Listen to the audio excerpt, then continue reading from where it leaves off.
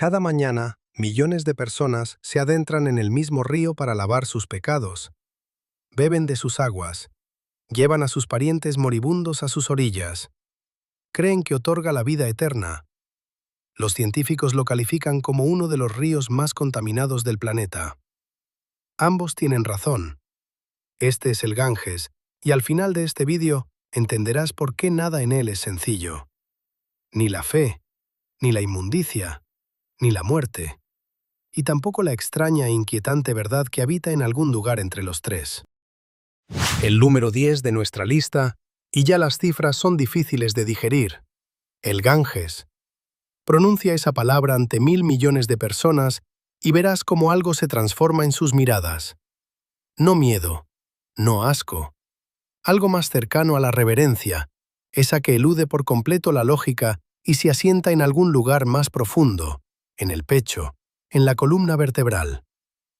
El río se extiende a lo largo de más de 2.500 kilómetros por el subcontinente indio. Nace en el hielo del Himalaya, tan alto que el aire es escaso y el silencio es absoluto. Termina en la bahía de Bengala, tragado por el océano después de atravesar una de las regiones más densamente pobladas del planeta. A lo largo de su curso, afecta la vida de aproximadamente 400 millones de personas. No metafóricamente, literalmente, es su agua potable, su agua para bañarse, su agua para cocinar. El agua cerca de la cual nacen sus hijos y el agua a la que sus cuerpos regresan cuando la vida termina.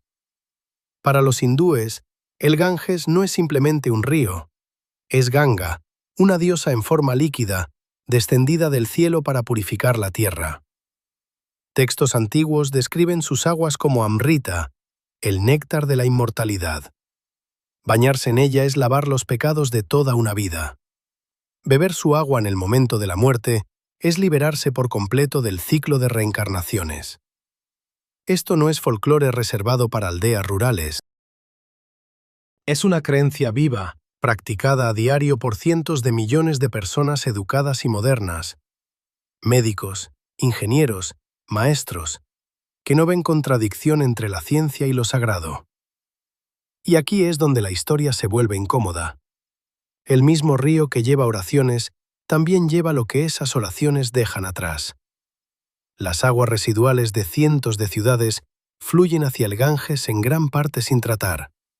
Las descargas industriales de miles de fábricas tiñen sus aguas con tonos que no tienen nombre en la naturaleza. La escorrentía agrícola cargada de pesticidas drena de los campos que alimentan a un continente. En ciertos puntos de su curso, el río recibe más desechos que agua.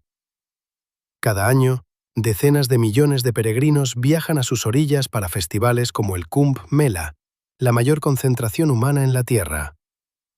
En el pico de asistencia, el número de personas bañándose en un solo tramo del río en un solo día supera la población total de muchos países europeos. Cada uno entra al agua creyendo que saldrán más limpios. Espiritualmente, quizás. Físicamente, los datos cuentan una historia diferente.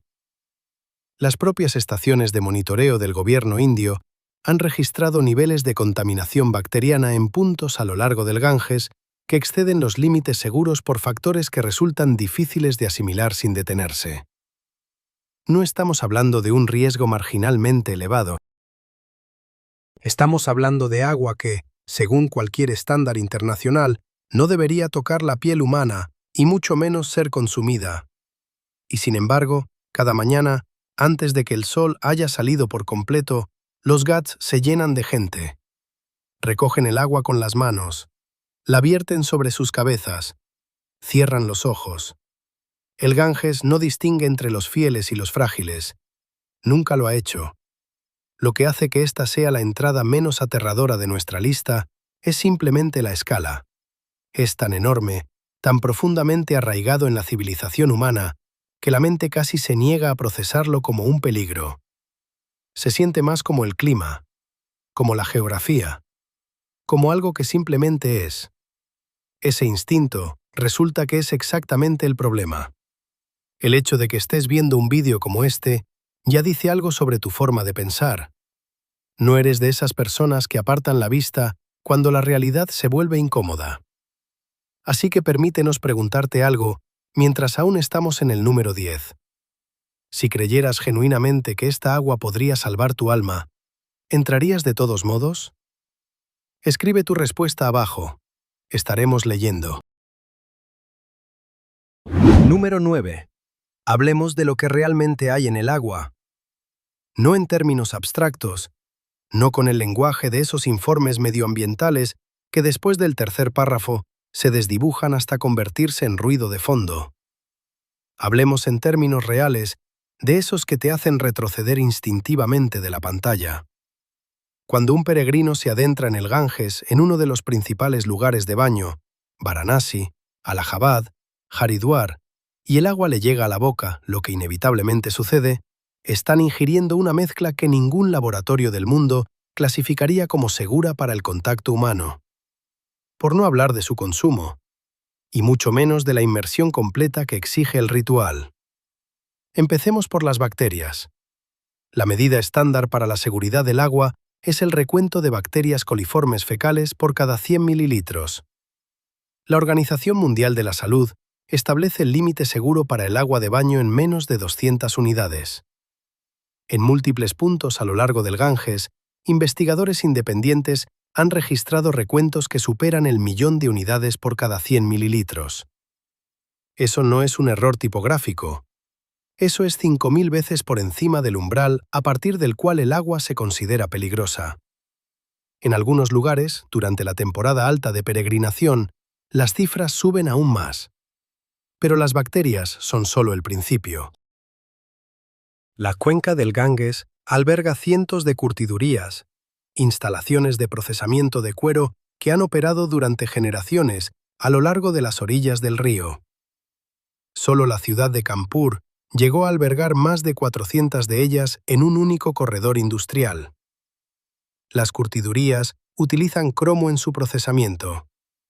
Cromo hexavalente, específicamente, un compuesto clasificado como un carcinógeno humano conocido, la misma sustancia que estuvo en el centro de uno de los juicios ambientales más famosos de la historia estadounidense.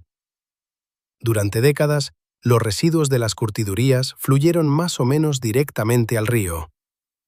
Los sedimentos a lo largo de ciertos tramos del Ganges contienen concentraciones de metales pesados, cromo, plomo, mercurio, arsénico, a niveles que contaminan todo lo que crece en él, bebe de él o simplemente lo toca el tiempo suficiente.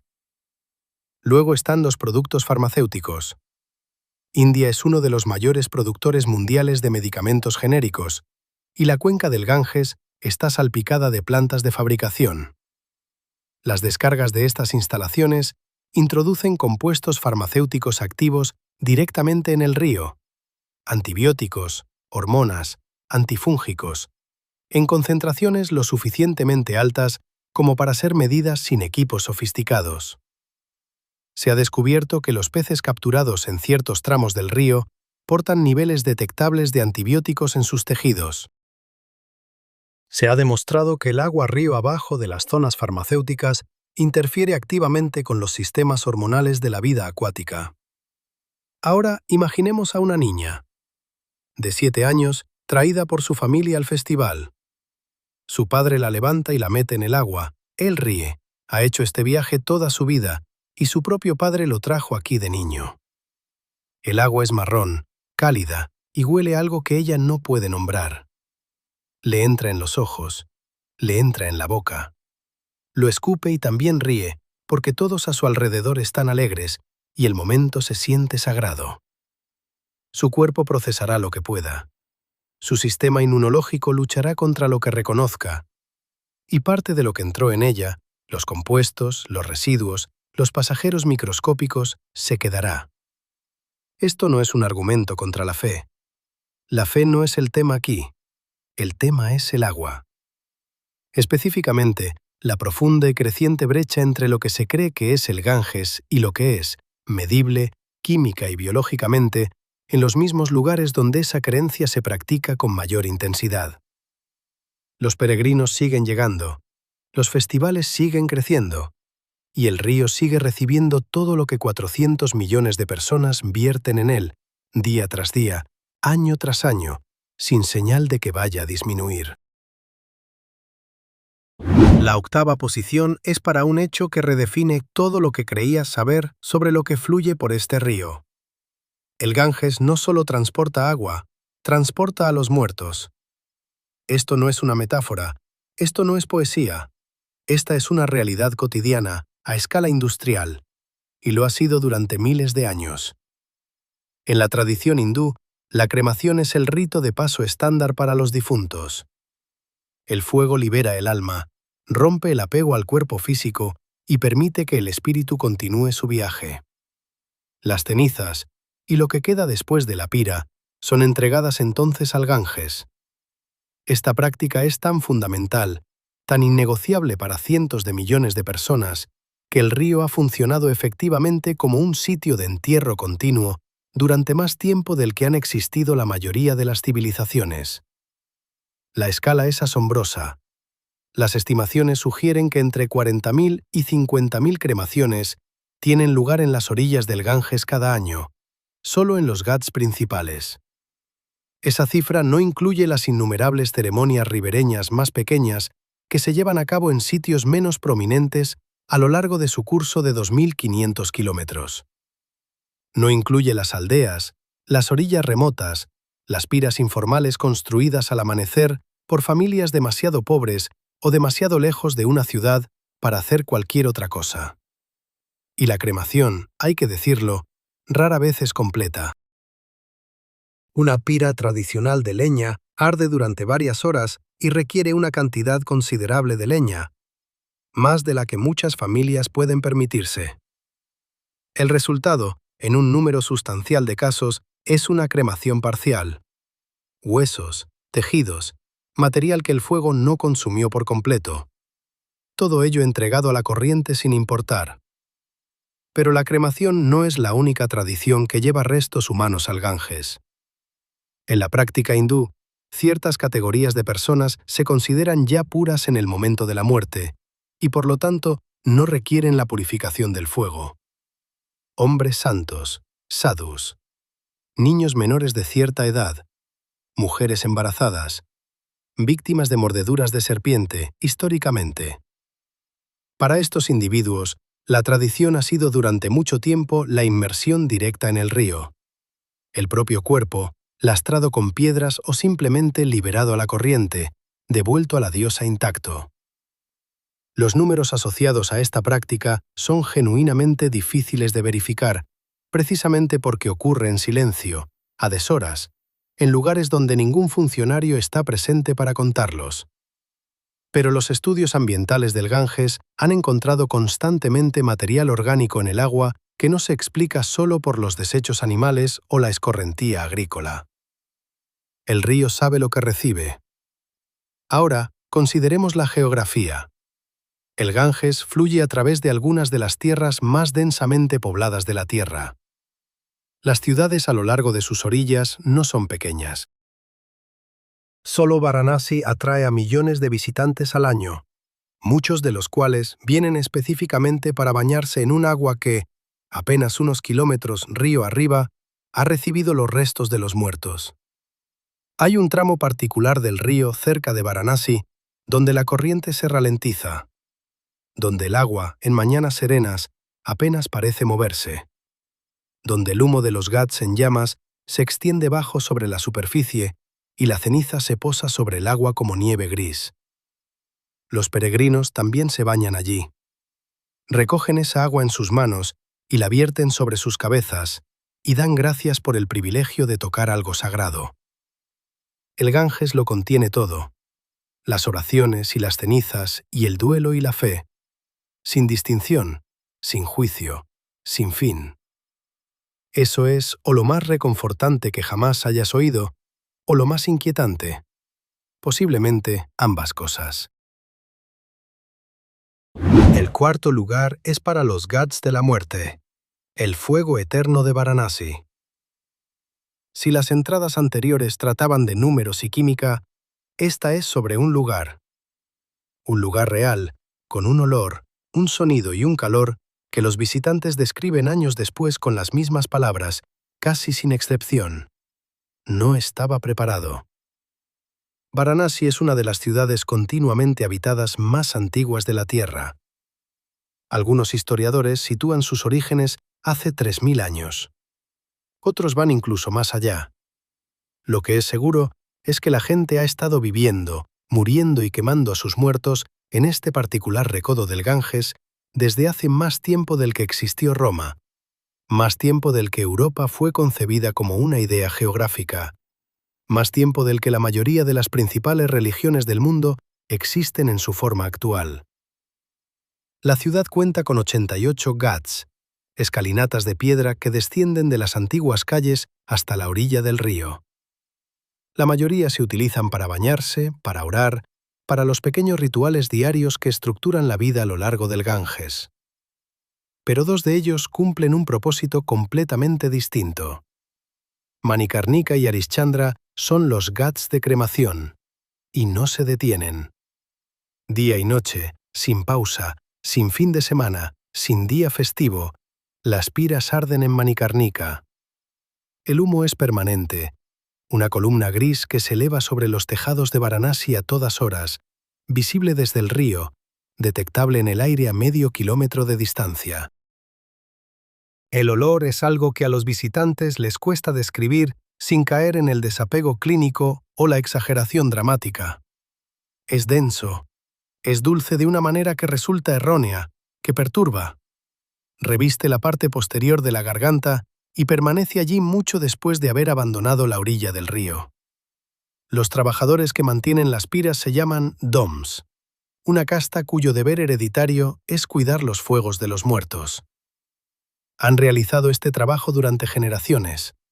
Conocen la madera, cuánto se necesita, qué tipo arde más limpiamente, cuánto tiempo debe ser atendida cada pira antes de que la familia pueda recoger lo que queda.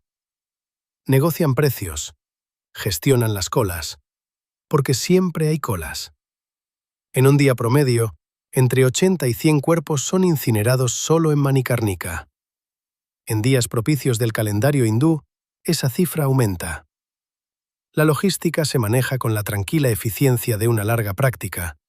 Los cuerpos llegan envueltos en tela, transportados en camillas de bambú a través de los estrechos callejones de la ciudad vieja, acompañados de cánticos. Son sumergidos brevemente en el Ganges antes de que la pira sea encendida. El río los recibe antes que el fuego. Lo que hace que Manikarnika sea específicamente fascinante y específicamente inquietante es la leyenda asociada a su llama central. Según la tradición, el fuego utilizado para encender cada pira en Manikarnika ha estado ardiendo continuamente durante 3500 años. Se dice que es la llama original, nunca extinguida, transmitida de pira en pira a lo largo de milenios. Las familias pagan para que las piras de sus seres queridos sean encendidas específicamente con esta llama. Morir en Varanasi y ser quemado en Manikarnika con ese fuego se considera una de las salidas más espiritualmente significativas que un ser humano puede hacer. Si la llama ha permanecido verdaderamente ininterrumpida a lo largo de ese lapso de tiempo, es una cuestión que pertenece a la fe más que a la arqueología. Lo que no es una cuestión es el efecto de estar de pie en la cima de las escaleras del Ghat a medianoche y observar 6 piras ardiendo simultáneamente debajo de ti, el río negro detrás de ellas, el humo elevándose hacia un cielo sin estrellas, y comprender que esta escena, exactamente esta escena, ha sido visible desde este mismo lugar cada noche durante más tiempo del que tu mente puede realmente asimilar. Los turistas vienen a observar, nadie los detiene. Las cámaras están técnicamente prohibidas, pero la frontera entre testigo y espectador se desdibuja rápidamente en un lugar donde la muerte ha sido pública durante 3 milenios. La gente come comida callejera en los escalones superiores. Los niños juegan cerca. Un perro duerme a 10 metros de una pira activa, imperturbable. La vida y la muerte comparten la misma estrecha escalinata en Varanasi. Siempre lo han hecho. Y el río en la parte inferior recibe a ambos, como siempre lo ha hecho, sin comentarios. El quinto lugar es para una historia que convirtió a un río en una máquina de matar global. El año es 1817. Un festival religioso a orillas del Ganges atrae a cientos de miles de peregrinos de todo el subcontinente indio. Se bañan juntos, rezan juntos, comen juntos y beben de la misma agua. Luego regresan a sus hogares, a Bengala, a Bombay, a Delhi, a puertos y rutas comerciales que conectan la India con el resto del mundo. Llevan algo consigo. En cuestión de meses, una enfermedad que antes se había confinado principalmente al subcontinente indio comienza a expandirse. Primero sigue las rutas de peregrinación, luego las rutas comerciales, después las líneas de suministro militares del ejército colonial británico. Para 1823 ha llegado a Oriente Medio. Para 1830 está en Moscú. Para 1832 está matando gente en París, en Londres, en Nueva York. La primera pandemia de cólera, la primera de 7, había comenzado en un festival en el Ganges. El cólera es causado por una bacteria llamada Vibrio cholerae. Vive cómodamente en aguas cálidas, de movimiento lento y con alto contenido orgánico. Prospera exactamente en las condiciones que las grandes concentraciones humanas crean a orillas de un río. Miles de personas bañándose, lavándose y usando la misma fuente de agua simultáneamente, sin una infraestructura de saneamiento capaz de manejar ese volumen. El Ganges, durante la temporada de peregrinación, es sin duda la incubadora natural más perfecta para este organismo que existe en cualquier lugar de la Tierra. El mecanismo es sencillo y despiadado. Una persona infectada entra al agua. La bacteria se dispersa. Cientos beben aguas abajo. El periodo de incubación es corto, a veces tan solo unas pocas horas. Los síntomas aparecen con una velocidad y violencia impactantes. El cuerpo pierde líquidos más rápido de lo que pueden ser repuestos. Sin tratamiento, la muerte puede sobrevenir en un solo día desde la aparición de los primeros síntomas. Y en el siglo XIX, un tratamiento en cualquier sentido significativo no existía. Lo que hizo que el cólera fuera singularmente catastrófico no fue solo su letalidad, sino su velocidad, y esa velocidad fue posible gracias al Ganges. El río funcionó como un sistema de distribución. Los peregrinos llegaban de cada rincón de la India, se bañaban en agua que portaba la bacteria, y luego se dispersaban de nuevo por todo el subcontinente y más allá, cada uno un portador potencial moviéndose por caminos, ríos y rutas marítimas que conectaban el mundo conocido. 7 pandemias globales de cólera han ocurrido desde 1817. Los investigadores rastrean los orígenes de varias de ellas a la misma geografía, el delta y los sitios de peregrinación de la cuenca del Ganges. La tercera pandemia, que alcanzó su punto álgido en la década de 1850, mató a más de 1 millón de personas solo en Rusia. La sexta llegó tan lejos como Sudamérica. Cada ola comenzó en algún lugar cálido, en algún lugar concurrido, en algún lugar donde el límite entre el agua potable y todo lo demás había dejado de existir efectivamente. El último brote importante de cólera vinculado a los sitios de peregrinación del Ganges no ocurrió en un pasado distante, sino en la década de 1960, dentro de la memoria viva. La cepa, el TOR, que causó la séptima y actual pandemia, fue detectada en poblaciones de peregrinos a lo largo del Ganges antes de extenderse hacia afuera a través de las mismas rutas antiguas. Esto es lo que hace que esta entrada se diferencie de las anteriores. El Ganges no creó el cólera. La bacteria existía mucho antes de las peregrinaciones, mucho antes de las ciudades, mucho antes de la historia registrada. Lo que el río creó, lo que la combinación de geografía sagrada y una masiva concentración humana creó, fueron las condiciones perfectas para que algo local se volviera global. Un horizonte de sucesos biológico donde un solo festival contaminado podría poner en marcha una cadena de muertes que daría la vuelta al planeta y cobraría millones de vidas antes de agotarse. El río no sabía lo que estaba haciendo.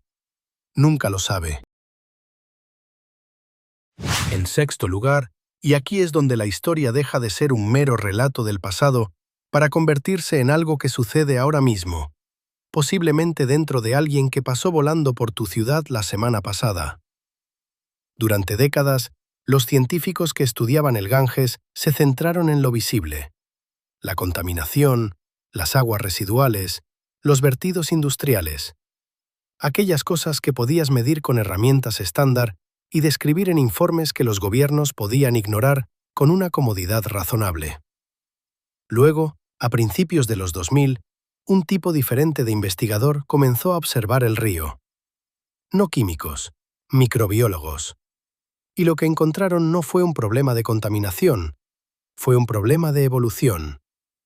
El Ganges no solo está contaminado, es un laboratorio, y lleva muchísimo tiempo realizando experimentos sin supervisión. Las condiciones en el río son, desde una perspectiva bacteriana, extraordinarias. Agua cálida, una carga orgánica enorme, contacto humano constante que introduce microorganismos de cada rincón del subcontinente. Y lo que es fundamental, un flujo permanente y continuo de antibióticos. La India produce aproximadamente un 30% de los productos farmacéuticos genéricos del mundo. Muchas de las plantas de fabricación están ubicadas en la cuenca del Ganges. Durante años, las aguas residuales de estas instalaciones, que contienen compuestos antibióticos activos en concentraciones significativas, fluyeron hacia el río con un tratamiento mínimo. Al mismo tiempo, cientos de millones de personas que viven a lo largo del río se automedican con antibióticos comprados sin receta, y los restos metabolizados de esos fármacos pasan a través de sus cuerpos y llegan a las aguas residuales que desembocan en el Ganges. El río ha estado macerándose en antibióticos durante décadas. Este es un problema por una razón que requiere un momento para ser comprendida cabalmente. Las bacterias evolucionan. Lo hacen más rápido que casi cualquier otro organismo en la Tierra, porque sus generaciones se miden en minutos en lugar de años. Cuando se expone una población bacteriana a un antibiótico, la mayoría de las bacterias mueren. Pero ocasionalmente, una porta una mutación aleatoria que le permite sobrevivir. Ese superviviente se reproduce. Su descendencia porta la misma resistencia. En cuestión de horas, tienes una población de bacterias que el antibiótico no puede ni rozar. Esto es la resistencia a los antibióticos, y es una de las amenazas más serias en la medicina moderna. Ahora imagina ejecutar ese proceso continuamente, a través de miles de millones de bacterias, en un río del tamaño del Ganges durante 40 años. Los investigadores que tomaron muestras de agua del Ganges han encontrado genes, secuencias genéticas específicas e identificables que confieren resistencia a antibióticos de última línea de defensa. Estos no son los antibióticos que los médicos recetan para infecciones de oído. Son los fármacos que se guardan en reserva para los casos en que todo lo demás ha fallado. Carbapenémicos, colistina, las armas del último recurso en la medicina infecciosa moderna. La resistencia a estos fármacos, en un entorno hospitalario, puede significar que una infección se vuelva intratable. No es que sea difícil de tratar, es que es intratable. El gen más frecuentemente citado en las investigaciones sobre el Ganges se llama NDM1, New Delhi Metallo-beta-lactamase. Fue identificado por primera vez en un paciente en Suecia en el año 2008 que había viajado recientemente a la India. Desde entonces, se ha encontrado en muestras de agua, en pacientes hospitalizados y en estudios ambientales en todos los continentes habitados. Hace que las bacterias sean resistentes a casi todos los antibióticos conocidos de forma simultánea. Fue encontrado en el Ganges años antes de ser detectado en cualquier otro lugar. El río no se guarda esto para sí mismo. Todo peregrino que se baña en el Ganges y luego toma un vuelo de regreso a casa es un portador potencial. No porque estén enfermos, la mayoría no mostrará ningún síntoma en absoluto, sino porque las bacterias resistentes pueden viajar en el intestino humano sin causar enfermedad, esperando en momento de vulnerabilidad, una cirugía, un sistema inmunológico comprometido, una estancia hospitalaria, para convertirse en algo a lo que la medicina moderna no puede dar respuesta. El Ganges dio el cólera al mundo en el siglo XIX. En el siglo XXI, podría estar exportando algo más silencioso, más lento y a la larga, considerablemente más peligroso. El séptimo lugar lo ocupa un fracaso tan espectacular, tan costoso y tan exhaustivamente documentado que se ha convertido en un caso de estudio sobre cómo no salvar un río. En 1986, el gobierno indio lanzó el Plan de Acción del Ganga. Se anunció con el bombo y platillo que suele acompañar a ambiciones verdaderamente históricas. Un esfuerzo coordinado, financiado y priorizado a nivel nacional para limpiar el río más sagrado del mundo. Se construirían plantas de tratamiento de aguas residuales. Se regularían los vertidos industriales. El Ganges sería restaurado. El primer ministro Rajiv Gandhi presidió personalmente la ceremonia de lanzamiento a orillas del río en Varanasi. El plan estuvo en marcha durante 14 años y gastó el equivalente a varios cientos de millones de dólares. Cuando investigadores independientes evaluaron el río al finalizar el plan, los niveles de contaminación en la mayoría de las secciones monitoreadas eran más altos que al inicio del programa.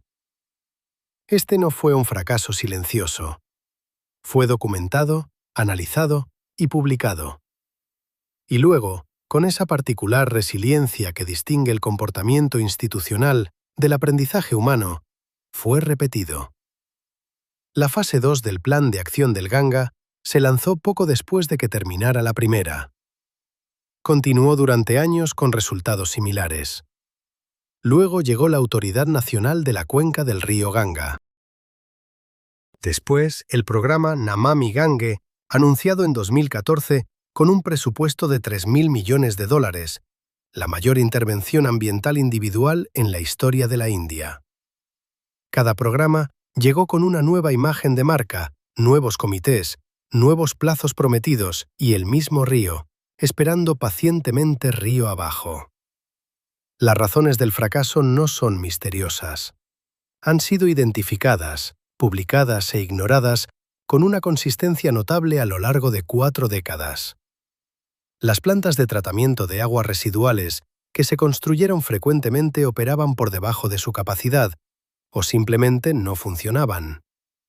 En algunos casos, las plantas se construyeron sin estar conectadas a la red de alcantarillado que debían procesar.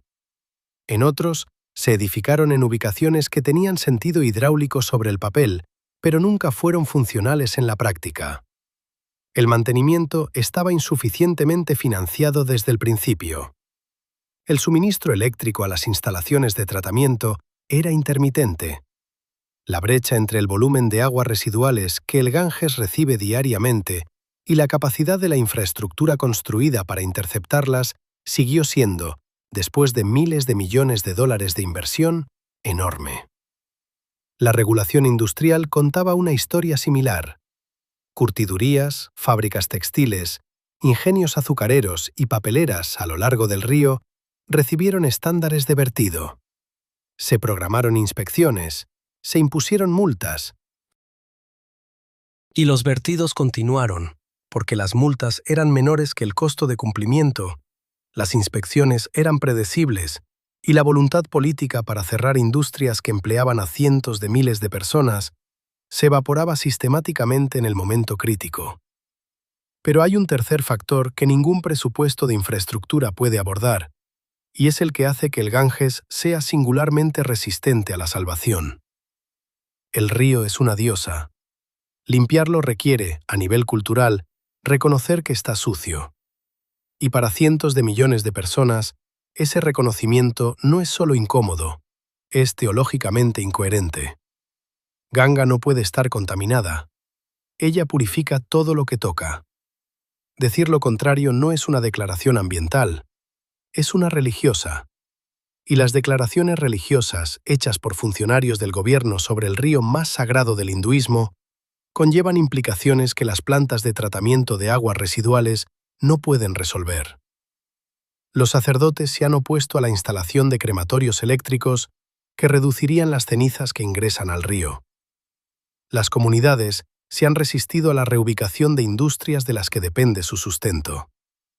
La infraestructura de peregrinación, las ciudades temporales construidas para festivales como el Kumbh Mela, genera volúmenes de residuos que empequeñecen la carga permanente de aguas residuales, y desmantelar estos festivales no es una conversación que ningún político indio esté dispuesto a tener.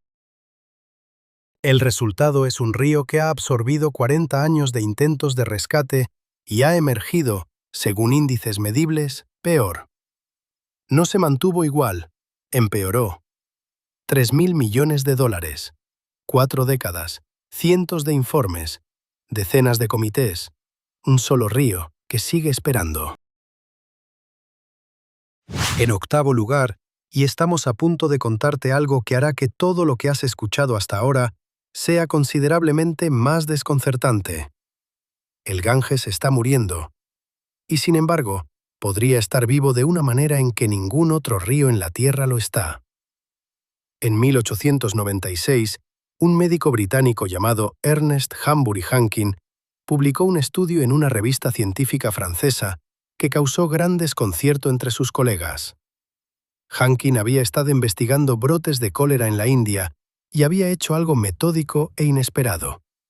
Había probado directamente el agua de los ríos Ganges y Yamuna para ver su efecto sobre la bacteria del cólera. Lo que descubrió fue que el agua extraída del Ganges, incluso de tramos densamente poblados del río, mataba a Vibrio cholerae en un plazo de 3 horas. El agua que había sido hervida previamente perdía esta propiedad por completo.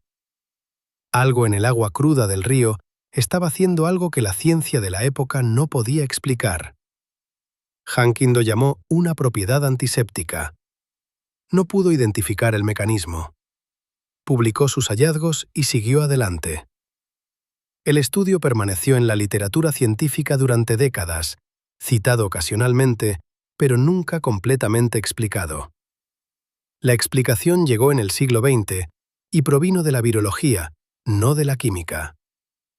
Resulta que el Ganges contiene una concentración extraordinariamente alta de bacteriófagos, virus que atacan y destruyen bacterias específicamente. Los bacteriófagos no son inusuales en la naturaleza. Existen en la mayoría de las fuentes de agua. Pero la densidad de fagos en el Ganges, particularmente en sus tramos superiores cerca de la fuente del Himalaya, es mediblemente mayor que en sistemas fluviales comparables. Estos fagos son cazadores especializados. Se adhieren a especies bacterianas específicas, inyectan su material genético, se replican dentro de la bacteria y la destruyen desde dentro. Son, en el sentido más literal, antibióticos naturales, y el Ganges los transporta en una abundancia inusual. Esto es parte de la explicación. La otra parte proviene de la geología. El Ganges nace en el glaciar Gangotri, en el Himalaya, a una altitud donde la roca es antigua y rica en minerales.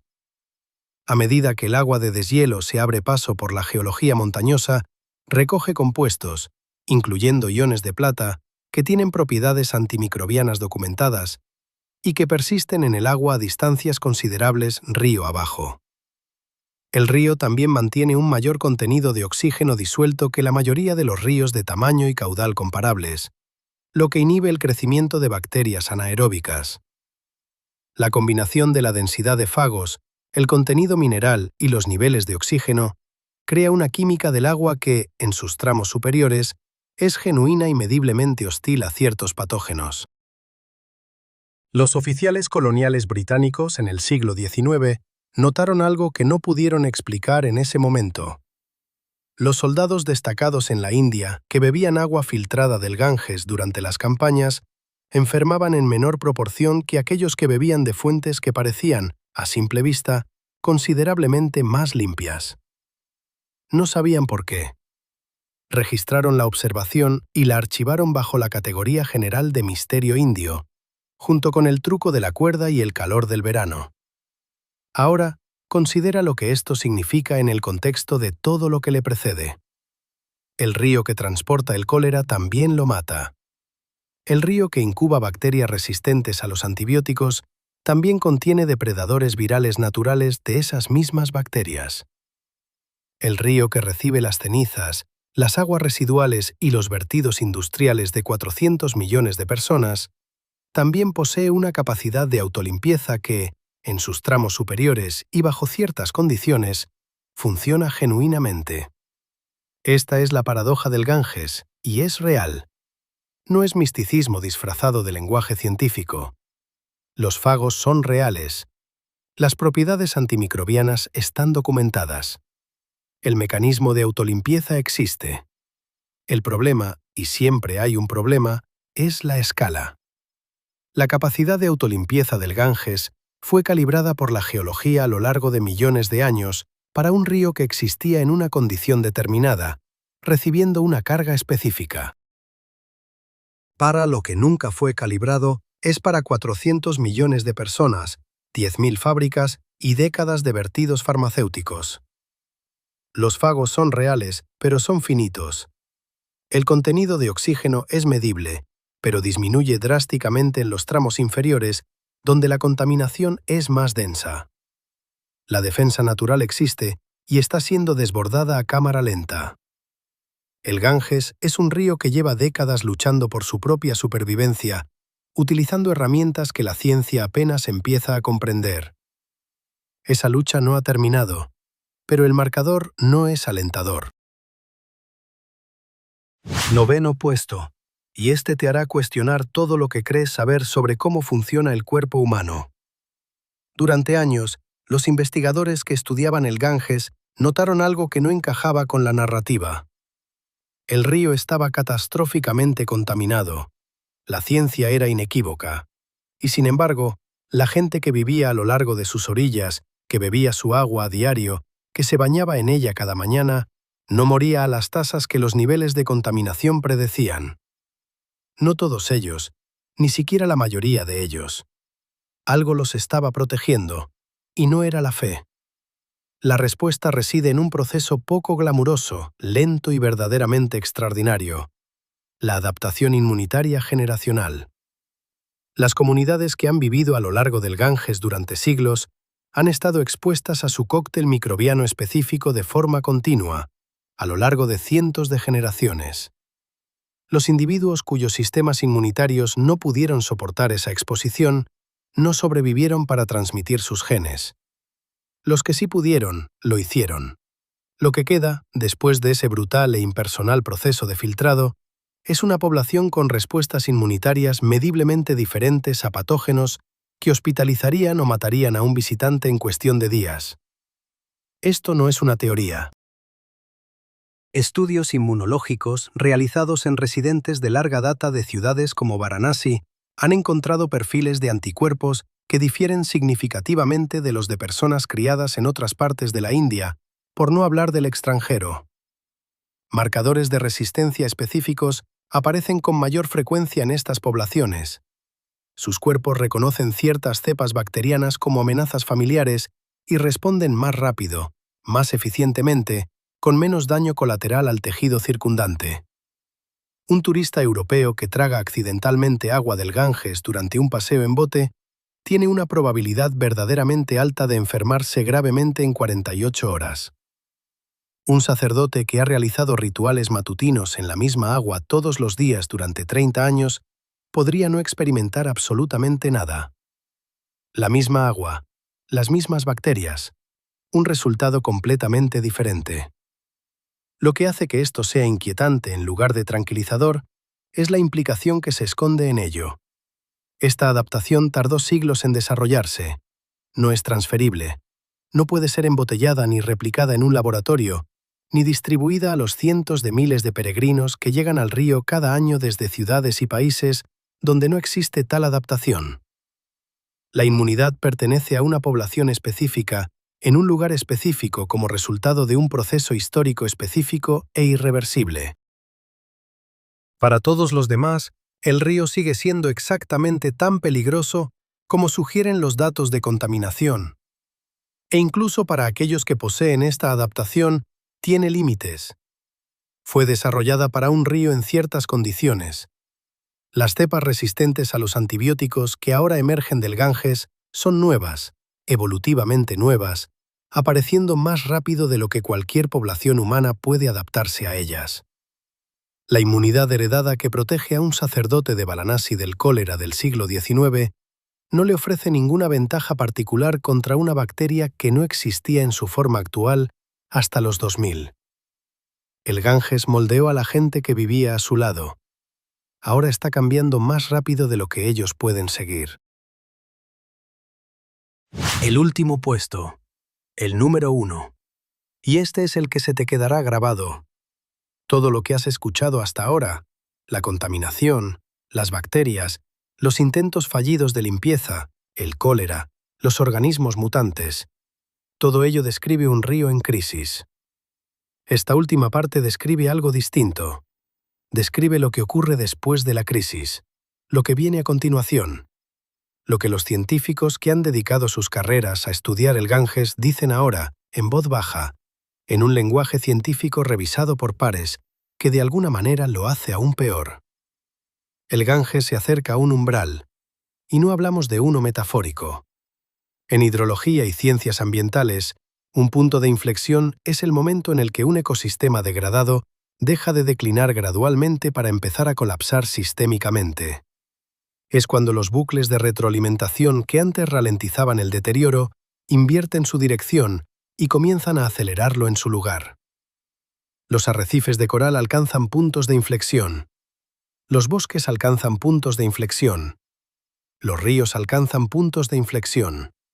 Y los indicadores que los investigadores utilizan para identificar la proximidad a ese umbral se están encendiendo uno a uno en el Ganges. El glaciar es el punto de partida. Gangotri, el glaciar del Himalaya que alimenta el río, ha estado retrocediendo desde hace más de un siglo. En las últimas décadas, la tasa se ha acelerado drásticamente. Actualmente, el glaciar pierde aproximadamente 22 metros de longitud al año. El agua de deshielo que libera aumenta el caudal del río a corto plazo, razón por la cual la crisis aún no es visible a simple vista desde las orillas. Pero los glaciares son finitos. Cuando Gangotri alcance una reducción crítica de su masa, y las proyecciones actuales sitúan ese momento dentro de la vida de los niños que están vivos hoy, el caudal del Ganges durante la estación seca caerá drásticamente. No gradualmente, drásticamente. El río del que 400 millones de personas dependen para obtener agua potable se reducirá durante meses cada año a una fracción de lo que es actualmente. Ahora, tomen ese volumen de agua reducido y viertan en él la misma cantidad de aguas residuales, vertidos industriales, residuos farmacéuticos y cenizas de cremación que actualmente entran en el río. La concentración de cada contaminante medido en los estudios actuales no se mantiene igual cuando el nivel del agua desciende. Se multiplica. Menos agua transportando la misma carga significa que la densidad tóxica aumenta proporcionalmente. Los mecanismos de autolimpieza que actualmente funcionan, aunque de manera inadecuada, dependen del caudal y del contenido de oxígeno. Ambos colapsan cuando el volumen disminuye. Los efectos río abajo se extienden mucho más allá del propio río. La llanura del Ganges es una de las regiones agrícolas más productivas de la Tierra. Alimenta a cientos de millones de personas. El agua subterránea que riega sus campos se recarga con el río. A medida que el río se encoge y su agua se vuelve cada vez más inutilizable, el sistema agrícola que depende de él se enfrenta a una crisis compleja y agravada. Menos agua, agua más contaminada, suelos menos productivos, menos alimentos. Investigadores de instituciones como el Instituto Indio de Tecnología y organismos climáticos internacionales han modelado estos escenarios en detalle. Sus conclusiones no son especulaciones alarmistas. Son proyecciones revisadas por pares basadas en las trayectorias actuales. Y las trayectorias actuales, sin una intervención de una escala y seriedad que no se ha materializado en 40 años de intentos, conducen a un punto que es genuinamente difícil de describir sin usar la palabra catástrofe. 400 millones de personas. Un río. Un glaciar que desaparece en un calendario que ya está escrito en el hielo. Los fieles te dirán que Ganga no puede morir, que ella descendió del cielo y volverá allí por su propia voluntad, que la diosa es eterna, incluso si el agua no lo es. Los científicos te mostrarán los datos. Ambos grupos están de pie en la misma orilla del río, observando la misma agua y llegando a conclusiones irreconciliables. Al Ganges no le importa quién de ellos tiene razón. Simplemente sigue su curso, un poco más lento cada año, un poco más espeso, un poco más cálido, hacia el mar.